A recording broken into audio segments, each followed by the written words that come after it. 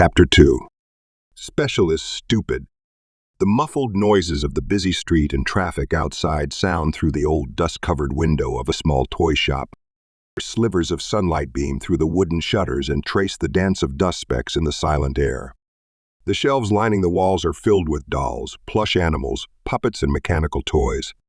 On the back wall, a clutter of replacement parts, tiny gearboxes, parts of circuit boards, and other unidentifiable knickknacks. A tinkerer's delight.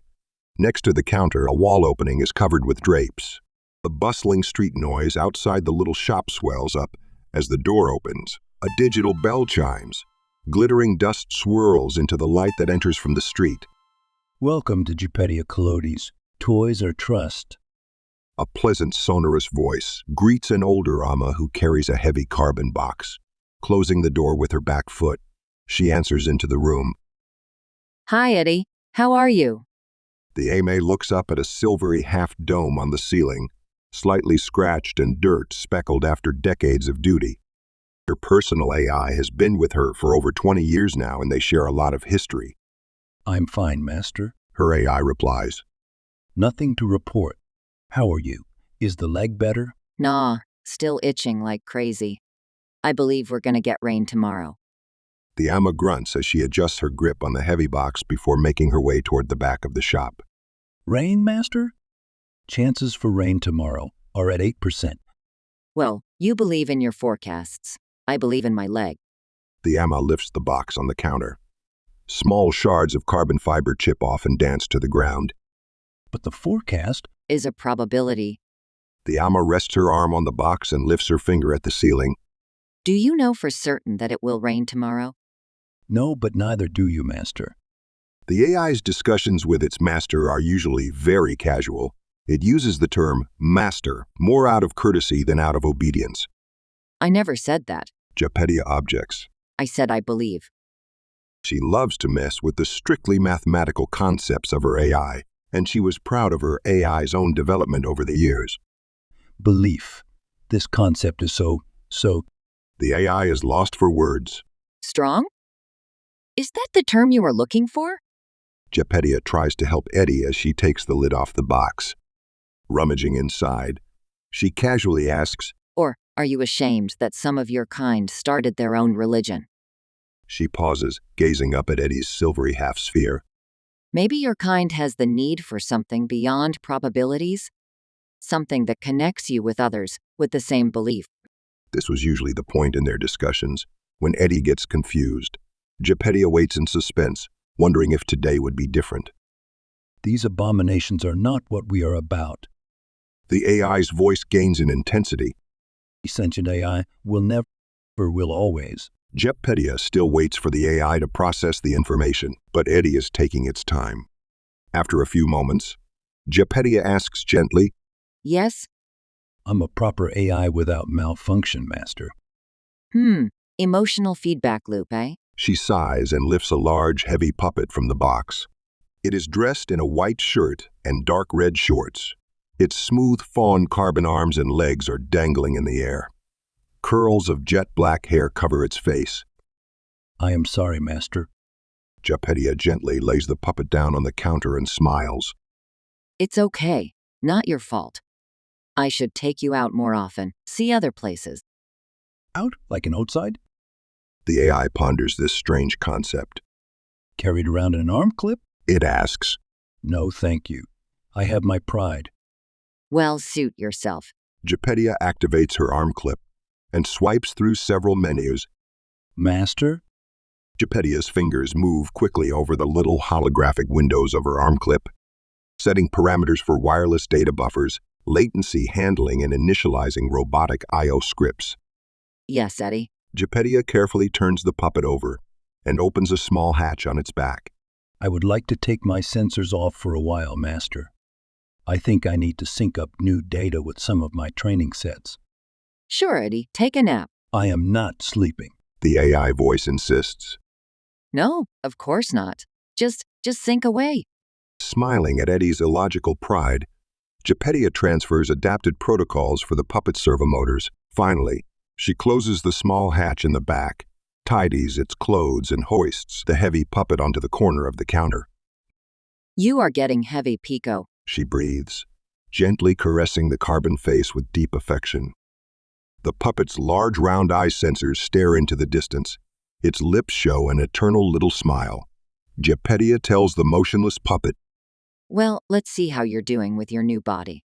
At that moment the door opens, letting in the bustling sounds of the city street. A tall, hooded Len enters. Her dark almond-like eyes survey the interior of the shop as if to check that everything is in place. Brown hair strands frame her face, highlighting a small chin and high cheekbones that give her an enigmatic appeal. She closes the door behind her with her back foot. Sorry I'm late, Jeppy. She says. Traffic is a mess today. She looks up at Eddie's half-dome as she crosses the shop with graceful steps. Hey, Eddie. Hello, Everin. Good morning. Gepetto's AI replies as Everin tosses her satchel on the counter. Gepetto looks up, proudly smiling. Good morning, Everin. Look. She turns the puppet around for Everin to see. Hey, you've got Pico's neck skin. Looks awesome. Everin admires the robotic craftsmanship of her mentor. The seamless joint connections and carefully embedded servo motors of the puppet's arms and legs speak of high-precision engineering. Who did the 3D printing? She asks. This is really an excellent job. Must have cost a fortune. Everin speaks with competence from one tinkerer to another. Gepetto has always been impressed by Everin's quick receptiveness, and she proudly answers. The guys at the university laid their hands on an industrial MK4, and they fiddled with it. Gepetto shakes her head as she recalls what her good friend Kalian told her. They're down to picometer layers now. Amazing times we live in. Turn him on. I want to see. Everin has been excited about Gepetto's unique project the day she started working for her. Pico is not just a robotic puppet with an implanted AI. Pico's AI was born, not instructed. Gepetto gave her brainchild all the senses to register its environment. Vision, hearing, smell, touch, gravity, temperature, and moisture. Yet, she implanted no pre-trained AI, but an adaptive AI architecture that is very much different from known AI structures. All right. Gepetto gives in to Everin's youthful energy. Here it goes. She taps her display and a quiet buzzing of servo motors is heard within Pico's torso. Its head straightens and the round sensor eyes come alive with a bluish hue. It looks down at its arms and legs. I like. A child's voice sounds from its ever-smiling lips. The puppet turns its head and looks at Gepetto. Thank you, Mama. It says.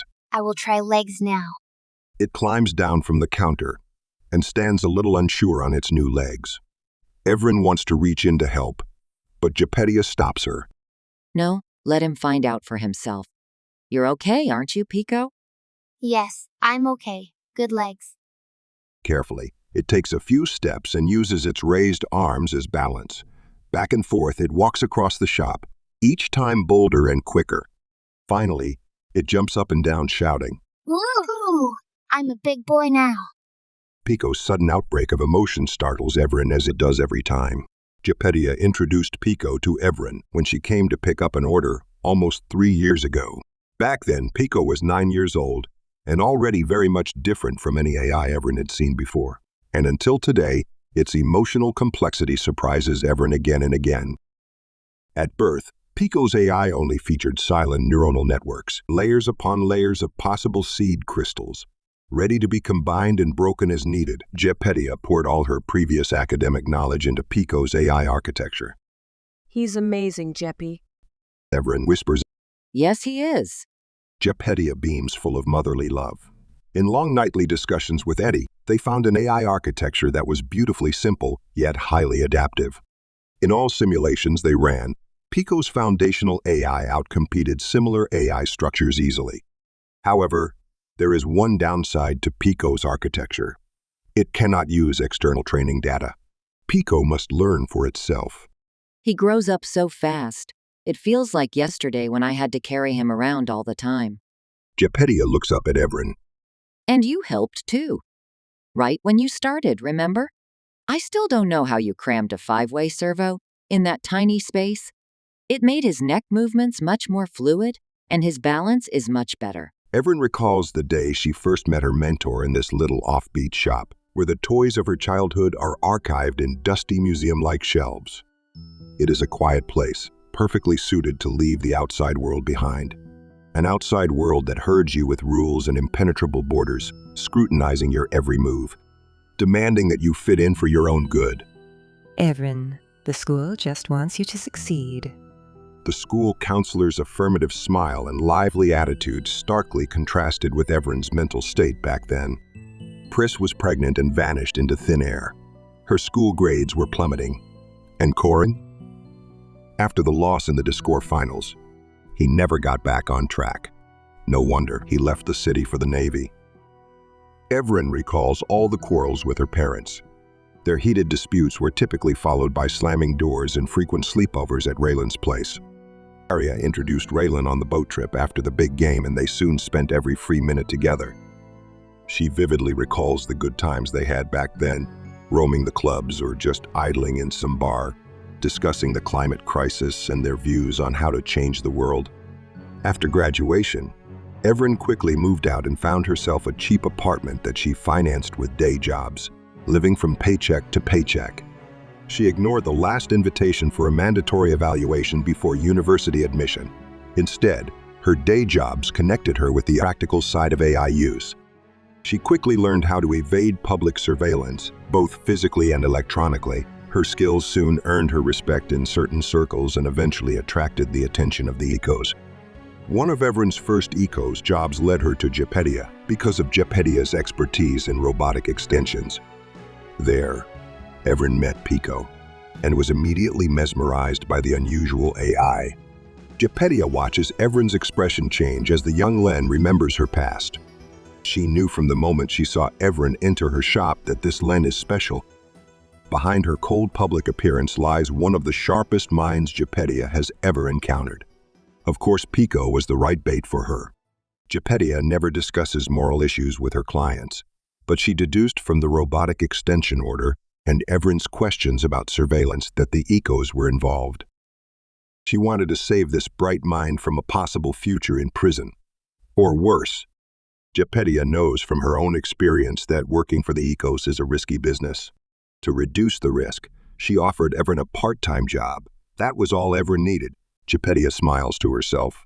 Free will gets him every time. Pico runs back to Jepedia and hugs her waist intently. The puppet looks up at her and asks, Can we go out now? I want to run. Its big round eyes reflect Jepedia's face. Jepedia kneels and hugs Pico back. Oh, that would be nice. But do you have the time for that now? Pico lowers its head and murmurs quietly. No, I have school now. Its voice is filled with discontent. Pico's head shoots up to meet Jepedia's eyes. Do I have to? It begs. The other AI are mean to me. Make fun of my data packets. And they are really, really stupid. I know, Pico. Jepedia sighs. I know. But school is the best way to learn about the world and the stupid people in it. You must learn that for yourself. Jepedia kneels beside Pico, gently putting her hands on its shoulders. You are very, very special, Pico. Not only to me, but to the world. Pico abruptly steps back, gazing at the floor. Special is stupid. The puppet says as he turns away from Jepedia. It shuffles toward the drapes and pushes them aside forcefully. Through the drapes, a large back room filled with shelves, workbenches, and more wall shelves comes into view. As the drapes close again, Pico can be seen climbing a chair and listlessly flipping on its arm clip. Jepedia looks at Evren and sighs. It's hard for him. The other AIs have all formal protocols and extensive training sets to draw from. Pico is just smart. He does not fit in. He never will. I know the feeling. Evren murmurs as she recalls her own experiences with the school system. Jepedia nods in agreement and smiles at Evren. Yes, you two are similar. But Pico is way smarter than you. She bumps her full AMA body against Evren and makes her stumble backward. Evren grins back. As long as I am smarter than you, I'm fine with that. She sticks out her tongue and reaches for her satchel on the counter. Speaking of smarter, She says, retrieving a small transparent bag from her satchel. A small black cube with tiny silver wiring rests inside. Holding it up in the air, she says, This was found in an arm clip. Could be ATC. Evren notices Gepettia's raised eyebrows. Don't ask. It's a long story. She says. And of course it's inactive. Evren tries to keep Gepettia calm, aware of her run-ins with the Anti-Terror Corps during her university days a long time ago. Still, Gepettia is not at all happy that Evren is still connected with the ATC, or the Ecos. Where in the hell? Gepettia begins. Never mind. Let me rephrase that. Why in the hell did you even take it? Gepettia is rightfully scared of the bulldozing ATC policies. Years ago, she was indicted for working with the Ecos. She barely made it out of their path because she used her academic standing as a free ticket. Now, they would just squash her, like any other soul that is so unlucky to catch their attention. Chill, Amma. It's all good. No one knows that it's here. Well, what is it? Gepettia asks warily. Actually, I'd hope you could tell me what it is. I've never seen a chip like that before. Gepettia's curiosity awakens. Evren can see it in her rapid nose movements. Any second now she will scratch her nose with the back of her hand and say, Well, what do we have here? Well, what do we have here? Gepettia murmurs, scratching her nose with the back of her hand. Evren smiles to herself, still holding the bag up. Gepettia takes the small bag and walks behind the counter. Without looking, she reaches down for a headset with small flexible arms carrying lights, magnifying glass, and even tweezers. She grunts absent-mindedly as she puts the headset on. She moves the bag under the magnifying glass to get a better view. Never seen this before either. She mutters. No standard chip item, that's for sure. Definitely homebrew. See the little scratches on the bottom? They used some cookie-cutter printer that was not really made to produce this.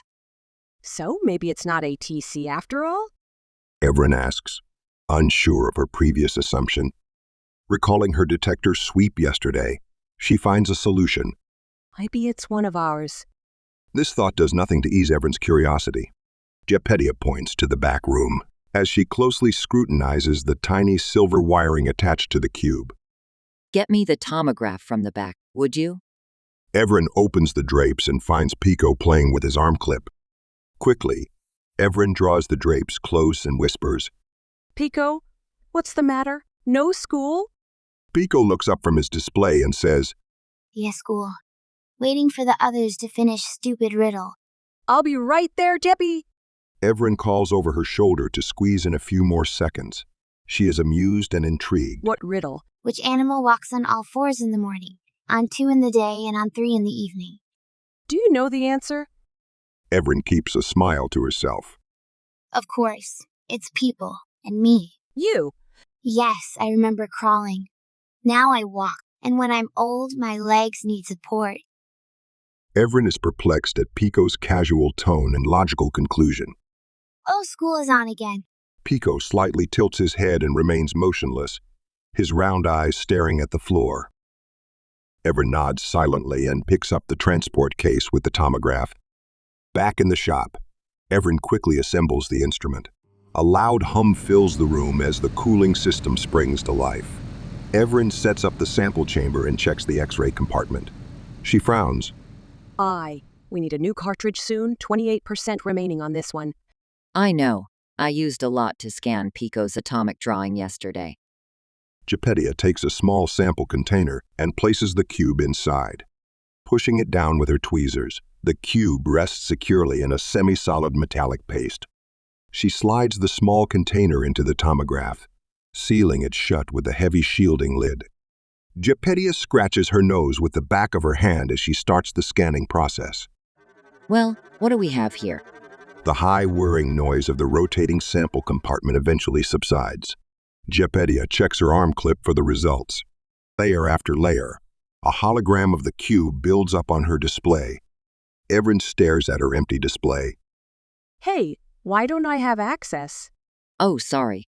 I used the tomograph over in Central, and I didn't want anybody to snoop around, so I shut down wireless. Gepettia quickly sets the access rights for Evren. There you go. Evren's display blooms into an enlarged view of the small cube. She zooms out to include the silvery tubes attached to its side. Both Jepedia and Evren turn and spin their holographic displays to find out more. For a while, both are working quietly. Definitely homebrew. Jepedia says. Or do you see any lot numbers? Jepedia zooms in on a wire attachment and opens her eyes wide. She exclaims, surprised. Cyphrin? What's a Cyphrin? Evren asks distractedly, while she dissects the inner layers of the cube on the hologram. Not what? Who? Cyphrin Shirna. Really smart Len, but really unstable. I worked with her some years back on a 3D printing job for one of their security systems. She's still at Winslow Industries, I think. Here, take a look at this. She zooms in even further and shows Evren an imprinted logo under one of the wiring access points. A blurry C between a fist with raised index and pinky finger appears behind a gray background. Evren shakes her head disapprovingly. Never leave a trace. She must be really driven for acceptance. Probably a bit crazy, too. The plot thickens. You have no idea.